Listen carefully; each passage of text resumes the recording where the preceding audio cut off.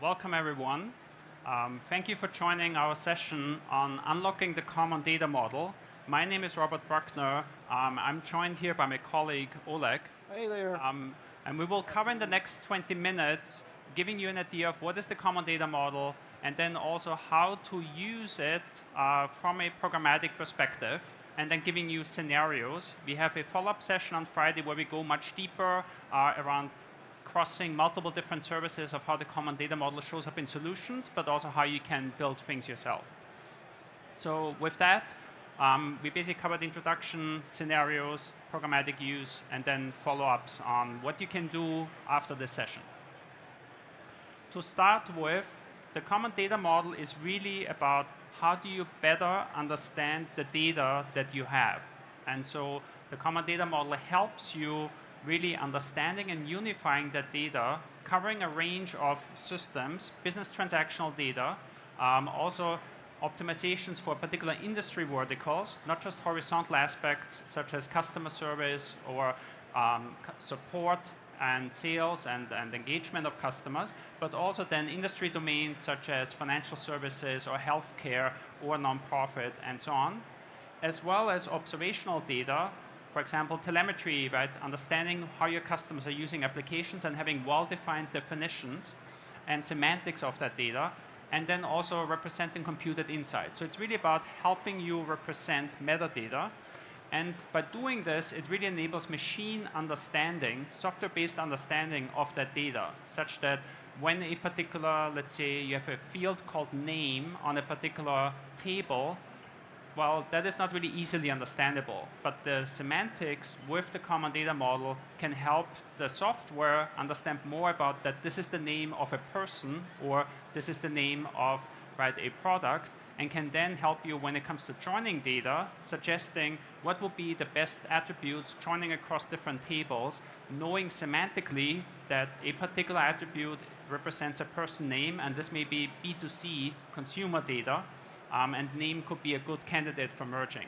It is also the foundation of enabling out-of-box AI experiences that are packaged directly into products, such as Custom Insights or AI Builder, which you may have seen at some of the other sessions.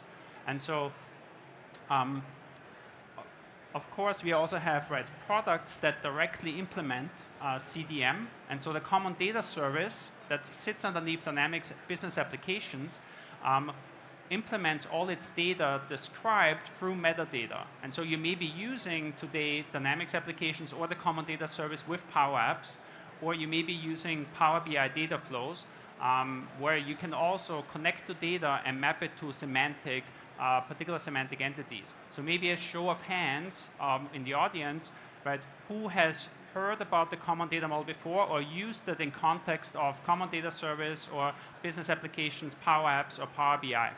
Okay.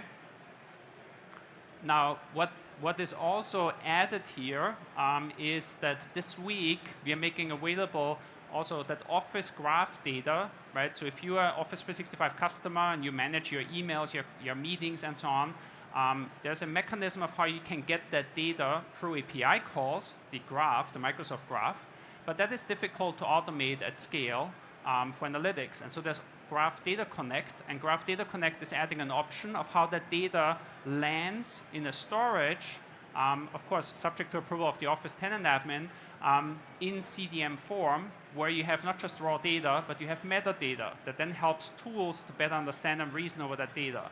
And similarly, Azure Synapse is also building experiences to natively understand that metadata and take advantage of it. There's also partner solutions that have already released, including one from Informatica that is implementing CDM. There's also the Open Data Initiative, for which it basically bridges into broader ecosystems of how you can reason over that semantic of data, and ultimately enables building solutions. I listed several solutions we are providing as Microsoft out of the box, where you may CDM just in the background, you don't see it front and center, but you can also build as ISV solutions around that. And so let's dive into this more of how would you go about building such solutions, and an SDK, a library that we will make available in multiple languages that will help you build this. Hey, thanks, Robert. Hi there. How many of you not only heard of CDM, but actually seen it? Great. You came to the right place. So thank you, Robert. That did a great job painting a picture of what the common data model is. Now, let's spend a few minutes of looking at what it really actually physically is and what does it cover. So if I take the first slide that was explaining what the common data model is, what about semantics, what about all this great stuff, but what does it actually comprise? So the common data model, you can look at it as a shared structure. It has metadata files, it has data files, formats, it's a standard. Then we have shared concepts or semantic types. So it's not just an abstract column, but it actually means a phone number. So you can actually look at it in a standard way and use in your solutions and your infrastructure to reason over it without making a guess. Then we also have shared definitions. Microsoft actually publishes curated set of entities that represent kind of our view or an opinion of how would customer or an account or an order look like. They're rooted in data. We didn't take an abstract approach. They're rooted in CDS. They're rooted in Dynamics 365, so you'd recognize them when you go on our entity references website. And we also allow the custom definition, so your company may have a completely different way of looking at an account or a customer or a device. So CDM doesn't prevent you from doing it. You can define your entities from scratch yourself and we'll actually see it. And down there at the side is the shared language. So it means that you don't have to reinvent the core concepts and the language concepts every time you want to do something. We support it and we actually ship it as part of common data model. So these are kind of the building blocks. At the bottom, everyone hates me for doing it. I just wanted to have it there because it's not only what CDM is, but what CDM is not. So CDM is a client library integrated into products and services, is not a standalone server or the service. You don't install it, provision it, or pay for it. It doesn't remember your data. It doesn't manage data. It's all about metadata. Did that go well across? Will you ever ask me, Oleg, will CDM help me move data from left to right? Great. So if we take that away today, did most of my job today. Now, we're going to go into, real quick, into core representative scenarios, because we talk about this as a common data model, this is what it helps you do. What do you actually accomplish with the libraries that we ship and support, and what Robert was mentioning, that we are building the multiple languages libraries that will help you use CDM. So if we quickly go through these 4 representative scenarios, you want to inspect, you need to learn of what's in CDM folder. For example, you already got a CDM folder produced by Office Graph or produced by the Athena, you produced by some other infrastructure that the data landed, or Informatica, the data landed in a CDM folder. How do you know what's in there? How do you inspect the metadata? Then there is an extend CDM entity. This is back to, we have a language that is extensible. If you have an entity, for example, that Microsoft had provided for your reference, but it's missing a couple attributes, you would like to add few more things to it, you can do it using the CDM language constructs with the help of an SDK library. Or you can create a net new entity from scratch. This is another great experience that doesn't limit you to certain things that we provide or ship. And create, when you put it all together, say you found an entity, you extended it, you created some from scratch, now you want to create your own CDM folder. That is another scenario which is core to our library. That is what is being supported. So it's basically you learn, you extend, you create, and you create a CDM folder. Is that making sense? Is that what you expected to have the library to do? Great. Okay, now what I'd love to do, I'd love to actually go and show what it physically looks like. Because that kind of, this is a slide, this is great, but you like connect it to, actual source. So we're gonna go and have this. This is your CDM folder. It has JSON files describing metadata. It has partition data, which is basically CSV files that hold the data. It has mappings from the abstract definitions to actual data. Now you have this, and this is actually a reasonably medium-sized CDM folder by number of things that you get. So once you got it, what can you do with it? How do you actually go about? This is the super small concept of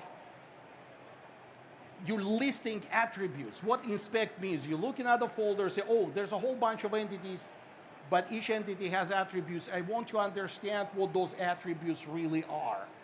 Yes. And once you... Yep. So the idea here is that you have applications such as Dynamics 365, which automatically lends data in a data lake for your analytical processing. It brings data with metadata. You saw examples of files.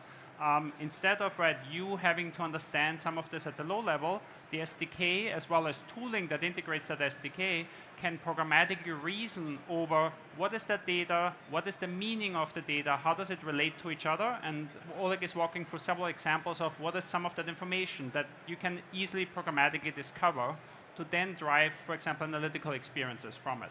Yep. So that piece of code results into, and this is the sample again, this is you'll have access to it, this is a command line window. But I'd love you to look at this, what's on the screen.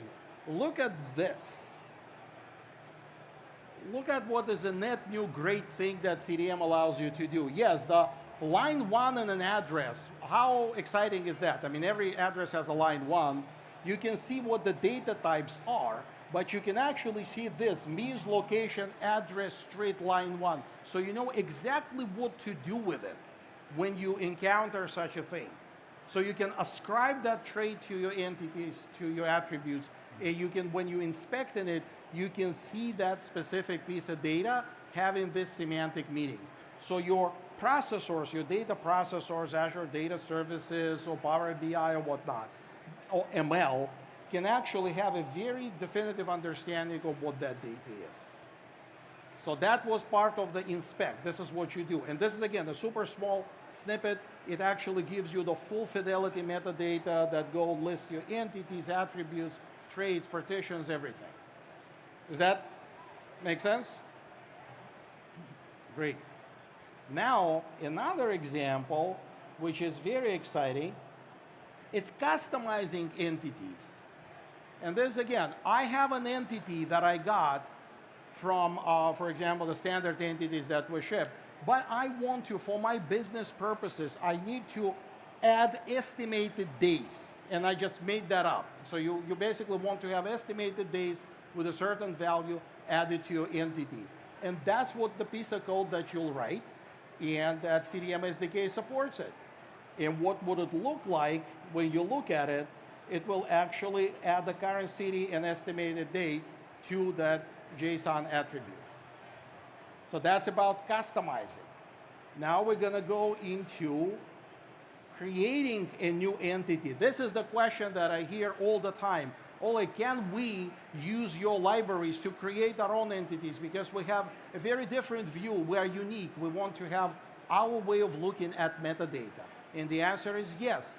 You're going to use standards supplied by CDM. In other words, data types, the semantic means, you can do that. But you can create your own entities. In this example, I'm just making this 3 entities appear.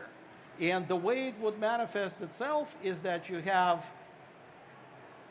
this great empty folder that just has code that will run. I'll kick this code off, and what will it do? It will basically go, and we're going to watch this folder because we expect things happen in this folder. What the library will do, it will basically go and run the instructions on creating each entity that you decided to do, adding attributes, adding semantic metadata to it, and generating definitions for these entities. And you actually see it happen. So now you can inspect each of the entities, and you can see all of them being created along with the manifest, and the manifest is basically a list of things that are in your CDM folder. So you don't have to recursively go and grab everything, so you will have one place to inspect it. Yeah, so an important part here is that solutions such as Power BI can look at that folder and immediately understand that, okay, even your custom entities and the relationships you may have defined among that data, because it's all based on that same common data model format. And so tools such as Power BI or Azure tools will basically be able to understand that data beyond just the raw data files. And you don't have to handcraft any of this. You're using programmatic, standard documented programmatic way to generate these net new entities, and they fully conform to CDM standards. Okay? And the fourth one, kind of putting it all together, and we basically will learn how to, yes, you can learn what the entities are, you can customize the one that you like, you can create net new. How do you put it all together? How do you create that great CDM folder? And that is here. This again, I want to have entities. I have this account address care plan. I mean, this about like 10 entities that I want to take their definitions and create the CDM folder that will have these definitions, and it will have partitions already created for them that you can populate. So that constitutes the CDM folder. So that's kind of what you would do. You would write code to generate these. So if you want to build a solution that creates data in CDM format, that piece of code that you'll do, you'll add that to your solution. And what we'll do here, this is again the empty folder, and we're going to go here, and we'll run it. And as with previous one, what it will do, the code instructions, they have full set of definitions. They basically say, go take that entity definition. See, it took what the code did. The library looks at the entity definitions, the ones we listed. Remember the account, the address, the care plan? It looks it up, say, what are the definitions that Oleg wants me to create a CDM folder with? It takes these definitions and creates actual instances of these on your disk. So you have a selected part of the old library of entities that you could have previously defined, or you use some from Microsoft. And you generate yourself a CDM folder with corresponding partitions, which is CSV files, and the structure of them mapped to a schema of the CDM entity. So we basically covered very quickly four core capabilities of the CDM SDK, which is inspect the CDM folder when you have it, customize the entity that you like to fit your business needs, create net new entities when you have to, and put it all together in the CDM folder. And now, as we add capabilities of a CDM natively to Microsoft solutions and infrastructure, these become reusable, and your metadata will carry across, and the semantic meanings will carry across, so we will not have the lossy data transforms or data moves. Is that exciting now? We can do it again. I love doing it. I can hit a 5 all day long. A question? Okay.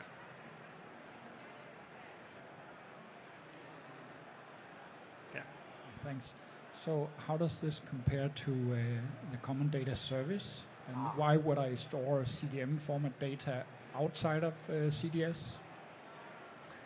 Right, just repeating the question, how does this compare to the common data service? The common data service ultimately is a managed service that stores the data automatically in CDM form. And so for applications that run on the common data service, you wouldn't need that, right? Because in the ecosystem. But as soon as you want to then build analytical solutions that do machine learning on top of that do custom data processing and so on, and you want to really use that transactional data in a form where you can deal with large-scale volume of data, basically CDM helps you bring all the metadata into high-scale systems where you can perform all these operations. And so if we basically switch ahead to this picture here, ultimately, what you see is that different systems here natively implement CDM, and so if you are in this ecosystem, yeah, you never see underneath, right? Really those details. The applications just automatically make use of it. If you want to then use, let's say, Power BI, we are basically making sure that the semantics of the data transfers over to Power BI. So you don't have to think, okay, what is the relationship between my sales orders and my customers? It just automatically, through CDM metadata, transfers into your analytical dashboards that you build with Power BI. Let's say you combine this with Office data. You want to take your sales orders, your sales engagements, your marketing interactions of your customers, and the salespeople interacting with your customers, and you want to do some further analytics of the email communication and meetings that your sales personnel has with those customers. So you can use Office data of your organization and run machine learning algorithms, and on top of combining that Dynamics data with that Office data. And we are simplifying this by basically, you're not just looking at raw data at that point, you're looking at data with metadata. And so machine learning can be smarter about how to combine this data. Similarly, if you use Azure Synapse and all the analytical experiences there, it will help you build data warehouses much more easily. Instead of you building out the pipeline of how to load data in the sequence of how exactly, okay, I need to load this data set first and then data set. A lot of this can be automatically derived based on the CDM folder metadata that transfers from, for example, dynamic systems, that transfers from Office through this notion of CDM folders that have the metadata aligned with the actual data. And so you can build out these solutions much more effectively. And of course, there's this area of ISV solutions where some of the ISV partners have already released solutions that natively understand CDM. And we are, with the CDM SDK, we are enabling more and more partners to more easily build custom solutions if they're not directly operating in these particular ecosystems. So we can connect examples, actually these examples, very easily to this slide. So if Dynamics generated the data in a CDM form, or Office graph data landed in a CDM folder, now the ISV solution or the Azure Data Services can read that folder, process it, and create their own enriched data, for example, again in a CDM folder form, and it will carry the semantics with it. So it's not going to lose the semantics, which is a super important thing for all this infrastructure to function correctly. All right. Are we so out of time? with that, let's move to what are the things that you can do right now and then beyond. So Oleg, would you like to take? What we can do is learn more about CDM metadata language. Go to our website, really learn it. I would love you to learn it, because you learn it, you'll start to ask me questions, and I'll have a great experience answering them and finally understanding what CDM is myself. So use updated CDM documentation. I put AKMS, so you don't have to go search for URLs and figure it out.